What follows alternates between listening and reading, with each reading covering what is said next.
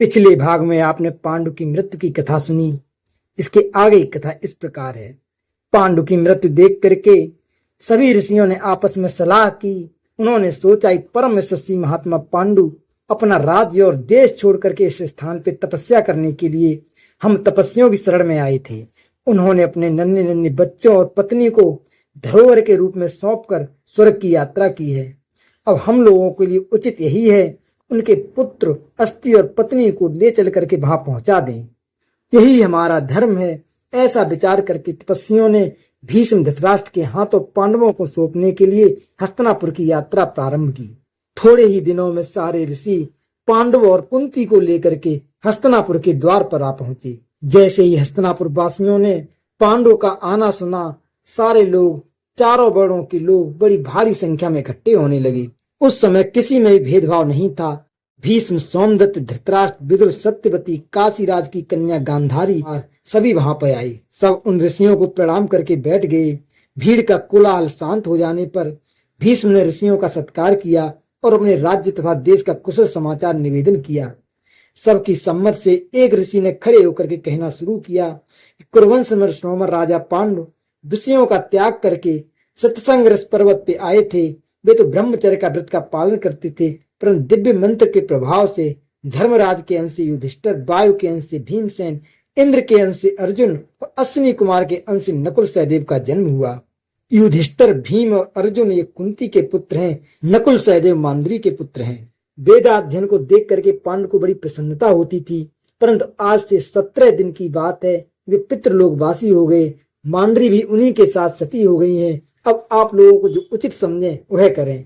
यह उन दोनों के शरीर की अस्थियां हैं और उनके पुत्र। आप लोग इन बच्चों और इनकी माता पर कृपा रखें। साथ ही प्रेत कार्य समाप्त हो जाने पर राजा पांडु के लिए पितृमेघ यज्ञ करें। इतना कहकर वे ऋषि और उनके सभी साथी अंतर्ध्यान हो गए। अब राजा धृतराष्ट्र ने आज्ञा दी, विदुर, तुम महाराज पांडु और महारानी मांद्री की अदृष्ट क्रिया अग्नि कराओ और उनके लिए पशु, वस्त्र, अन्न तथा आवश्यक धन का दान करो। विदुर ने उनकी आज्ञा स्वीकार की और भीष्म की सम्मत से गंगा के परम पवित्र तट पर सौंदर्य क्रिया संपन्न कराई। उस समय पांडु के वियोग से दुखी होकर सभी रो रहे थे। मंत्रियों ने सबको समझा बुझाकर शांत किया।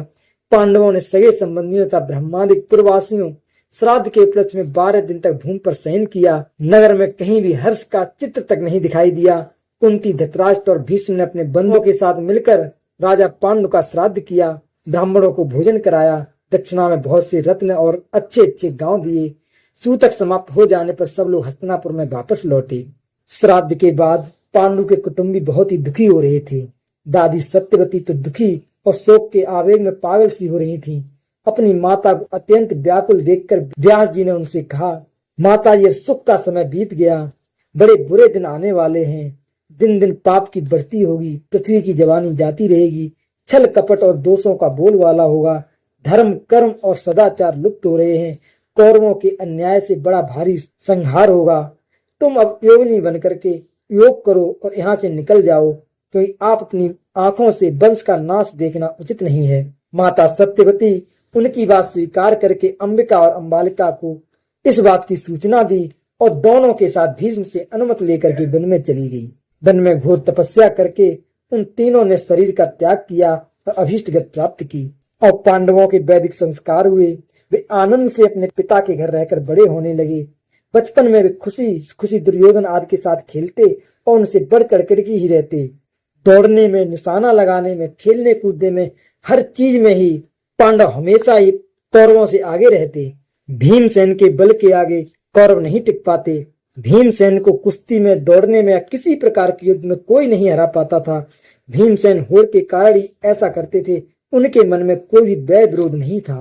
वो सभी कौरवों से प्यार करते थे, परंतु दुर्योधन के मन में भीमसेन के प्रति बड़ा ही दुर्व्यवहार था।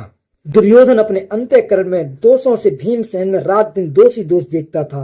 मोह और लोभ के कारण दोष का चिंतन करने में वह स्वयं दोषी बन गया। उसने यह निश्चय किया कि नगर में उद्यान में सोते समय भीमसेन को गंगा में डाल देगा और युधिष्ठिर तथा अर्जुन को कैद करके सारी पृथ्वी का राज्य करेगा। ऐसा निश्चय करके दुर्योधन मौका देखने लगा। दुर्योधन ने एक बार जल विहार के लिए गंगा के तट पर पड़ामकोट स्थान पे बड़े बड़े तंबू और खेमे लगवाए। उनमें सारी सामग्रियां सजाई गई। और अलग अलग कमरे बनवाए गए। उस स्थान का नाम रखा गया उदय क्रीडन। चतुर रसोइयों के खाने पीने की बहुत सी वस्तुएं तैयार की। दुर्योधन के कहने पर युधिष्ठिर वहां की यात्रा स्वीकार कर ली और सब मिलजुल करके नगराकार रथों और हाथियों पर सवार होकर के वहां पहुंचे। उन लोगों ने प्रजा को तो रास्ते में ही लौटा दिया और स्वयं उनकी शोभा देखते देखते बाग में जा पहुंचे। वहां जाकर सभी राजकुमार परस्पर एक दूसरे को खिलाने पिलाने में जुट गए। दुष्ट दुर्योधन भीमसेन को मार डालने की बुरी नीयत से उनके भोजन की सामग्री में पहले से ही विष मिला दिया था। उसने बड़ी मिठास से मित्र और भाइयों की तरह आग्रह करके भीमसेन को परोस दिया और वे अनजानवश खाने के साथ उस जहर को खा गए। दुर्योधन ने समझा ठीक है, अब मेरा काम बन गया। उसके बाद जल कीड़ा करते करते भीमसेन थक गए और सबके साथ खेमे में आकर सो गए। वे रग रग में विष फैल जाने से निश्चेत हो गए।